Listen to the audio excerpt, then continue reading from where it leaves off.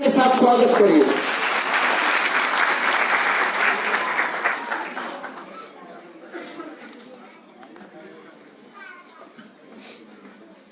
सच्चिदानंद रूपाय विश्वोति कवि तापत्रय विनाशाय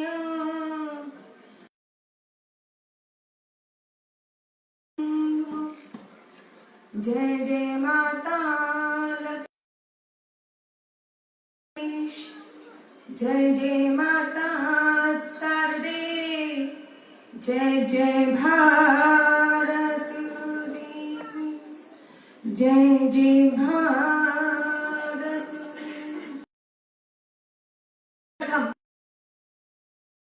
मेरे को वही जोश चाहिए जो जोश हर बार आप मुझे दिखाते हो। से पहले उठाइए दोनों हाथ पूरे पूरे, दोनों हाथ पूरे पूरे। हर बार आप मुझे सुनते हो और अपने विचारों से पहले मुझे देखना है कि यहाँ पर किसके वंशज बैठे हैं। अपने विचारों से पहले देखना है। उठाइए दोनों हाथ पूरे पूरे और क्या बोलना है? जय राजपूताना,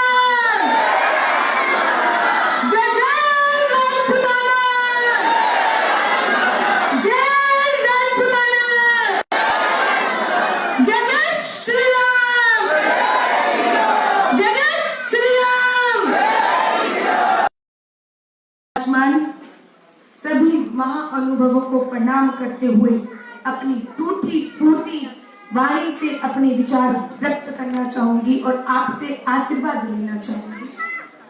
आज सुबह सुबह भी मेरे पास राज भैया का फोन आया था और उससे पहले भी राज भैया का मेरे पास फोन आया कि दीदी आपको कार्यक्रम में हर वर्ष की भांति इस बार की मुख्य अतिथि बनकर आना है। और मैंने राज भैया यहीं पे उपस्थित है, मैंने भैया से बोला था कि जो गलती हो गई मेरे से वो हो गई अतिथि बनने की, लेकिन इस बार वो गलती नहीं करूंगी। कार्यक्रम में आऊंगी लेकिन आपकी बहन और सबकी बेटी बनके आऊंगी, क्योंकि मेरे पूर्वजों के प्रति महाराजा खेसी की मैं वंशज हूँ। मेरे पूर्वजों के सम्मान के प्रति एक छत्राणी का जो कर्तव्य है उसे मुझे निभाना है। इसलिए आप बुलाओ चाहे मत बुलाओ, मुझे हर बार इस सभा में आना है, हर बार। तो इस बार मैं मुख्य अतिथि बनके नहीं आई हूँ, इस बार मैं आपकी बेटी और आपकी बहन बनकर आई हूँ। और जब बहन बेटियां आती है ना, महाराज ठाकुरों का रिवाज रहा है कि जब बहन बेटियां आएंगी खाली हाथ नहीं जाएंगी, ठाकुरों का रिवाज रहा है। और मैं भी आज यहाँ से खाली हाथ नहीं जाने वाली, क्योंकि बड़े बड़े लोग आज यहाँ पे विराजमान हैं। मैं तो उनकी बिटिया की तरह हूँ, बहुत छोटी हूँ उनसे उम्र में। आप सभी का प्यार, आप सभी का आशीर्वाद बटोर कर लेके जाऊंगी और ऐसी आज जन्म तक, जब तक मेरा जीवन रहेगा, ऐसी हजारों सभाएं करती रहूंगी, हजारों सभाएं। आप लोग कहोगे दीदी बड़ा एटीट्यूड है, आप बड़ा घमंड है। भाई ये घमंड ना तो करीना कपूर में होगा, ये घमंड ना तो कैटरीना कैफ में होगा, क्योंकि ये घमंड लाने के लिए महाराज एक छत्राणी की कोख से जन्म लेना पड़ता है। शेरनी हमेशा शेर को पैदा करती है और मेरे माता पिता ने, मेरे गुरु समान मेरे पिताजी यहाँ पे उपस्थित है, उन्होंने मुझे कभी भी हमेशा बोला छत्राणी हो तुम, एक छत्राणी।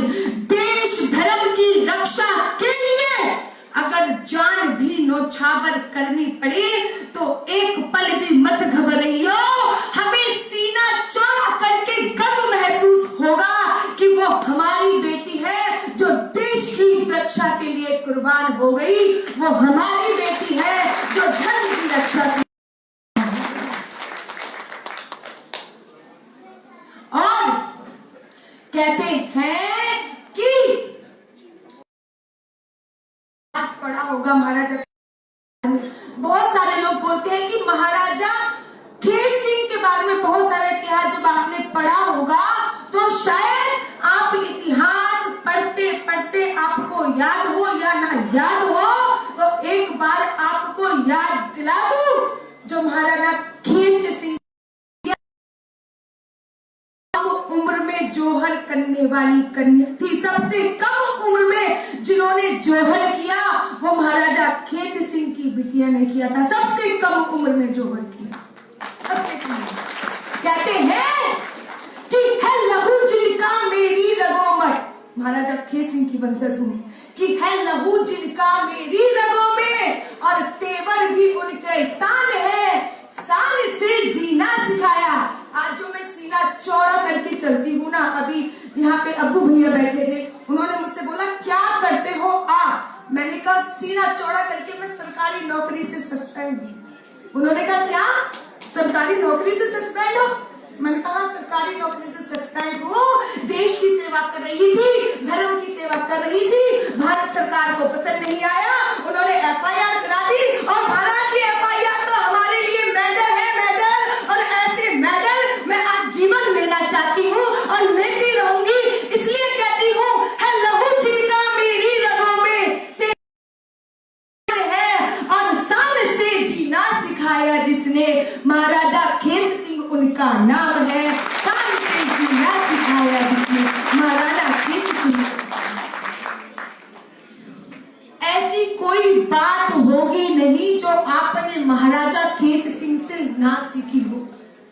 अजमेर पृथ्वीराज चौहान जी के साथ अजमेर की लड़ाई लड़ने के तत्पश्चात जब पृथ्वीराज चौहान जी ने बोला कि आप यहाँ पे शासन करो, महाराजा खेत सिंह ने हंसते हंसते गद्दी त्याग दी। ये था त्याग महाराजा खेत सिंह का और शौर्य कि हम उनके वंशज हैं जिनके बाप दादा खेल खेल में सिंगों के जबड़े फाड़ देते थे, उसके वंशज हैं हम लोग। महाराजा खेत सिंह ने खेल खेल में सिंगों के जबड़े फाड़ दिए थे, तब से ही राजपूतों के नामों के आगे सिंह की उपाधि ग्रहण, सिंह की उपाधि। कहते हैं कि रक्त, महाराज जब तुम्हारे खून का रक्त ठंडा पड़ जाए ना, कि रक्त सिराओं का जब ठहरे तुम काला पानी पढ़ लेना, महाराजा खेत सिंह के जीवन की तुम अमर कहानी पढ़ लेना। अरे मत ढूंढो भारत की नारी इन फिल्मी जगत की नचनियों में, मत ढूंढो भारत की नारी इन फिल्मी जगत की नचनियों में, भारत की नारी क्या होती है केसर की कहानी पढ़ लेना। महाराजा खेत सिंह की बेटी का नाम है केसर, भारत की नारी क्या होती है केसर की कहानी पढ़ लो। महाराजा खेत सिंह के बारे में आप लोग बहुत बातें जानते होंगे।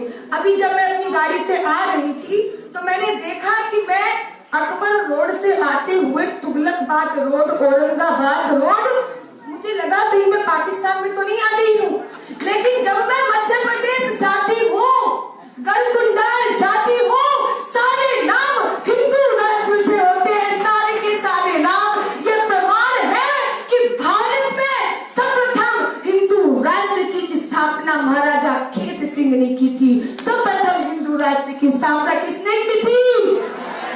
महाराजा खेत सिंह ने। अरे बीजेपी तो अब कर रही है CAA, अब कर रही है, मतलब के मुसलमानों बीजेपी अब कर रही है, भारत की सरकार अब कर रही है। महाराज इतिहास उठा के देखो, राजपूतों ने मुगलों को हमेशा बाहर का रास्ता निकाला, अब कर रही है, हमारे पूर्वज वर्षों से करते आ रहे हैं, वर्षों से करते आ रहे हैं। सबसे ज्यादा अगर युद्ध स्थल पर किसी ने लोहा लिया है तो वो राजपूत ने ही लिया है। इतिहास उठा के देखो कि रक्त से सर सजाए हैं तब जाके राजपूत कहलाए हैं, ऐसे नहीं बने राजपूत। सबसे ज्यादा लोहा लिया है और यहाँ पे मात्र शक्तियां भी बहुत सारी विराजमान है। साक्षात एक छत्राणी है जो अपने पति को कर युद्ध भूमि में लड़ने के लिए भेज देती थी। एक छत्राणी ही होती थी, जब नहीं होता था कि मेरा पति वापस आएगा या नहीं आएगा, छत्राणी युद्ध स्थल पर तिलक करके अपने पति को लड़ने के लिए भेज देती थी। इतिहास उठा हम उनके वंशज हैं। और क्यों भेजती थी? क्योंकि एक क्षत्रिय तलवार में भी उतनी ही ताकत होती है जितनी एक छत्राणी की तलवार में उतनी ही ताकत है जितनी एक छत्राणी गंगा में। ये बात तो रही हमारे शौर्य की, हमारे पराक्रम की, जिससे पूरी दुनिया वाकिफ है कि राजपूतों का शौर्य और पराक्रम क्या है। महाराज 5% है मात्र हम लोग। अगर 2019 की गणना के हिसाब से देखा जाए तो राजपूत मात्र 5% है और 5% होने के बावजूद भी आज तक हम लोगों ने सरकार से नहीं बोला कि हमें अल्पसंख्यक एक राजपूत 100 सिंहों के बराबर, 100 सिंहों के बराबर होता है। और अगर बात करें सनातन धर्म की महाराज, तो उठा के देखिए भागवत, उठा के देखिए जो आज गंगा जी में सब लोग अपने पाप धोते हैं और मोक्ष को पाते हैं, गंगा जी को धरती पर लाने वाले राजपूत। आज पूरी दुनिया जिस गंगा को स्नान करके हर हर गंगे करती है, उस गंगा मैया को अगर धरती पर कोई लेके आया है तो वो राजपूत थे। और किसी की बस की नहीं थी कि उन्होंने, भागीरथी जी ने न जाने उनकी कितनी पीढ़ियां इस चीज में कुर्बान हो गई, कितनी पीढ़ियां, तब जाके गंगा मैया धरती पे आई। और आने के बाद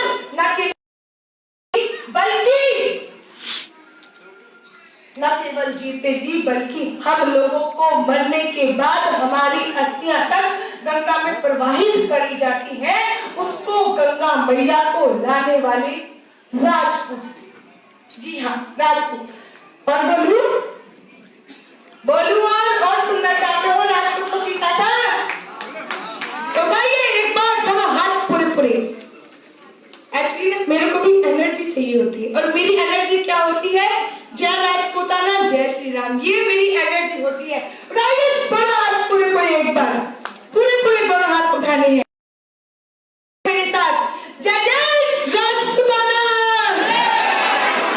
जय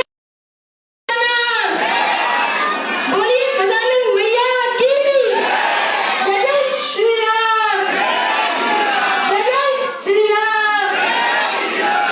धन्यवाद। बहुत बहुत धन्यवाद बहन आशु परिहार जी।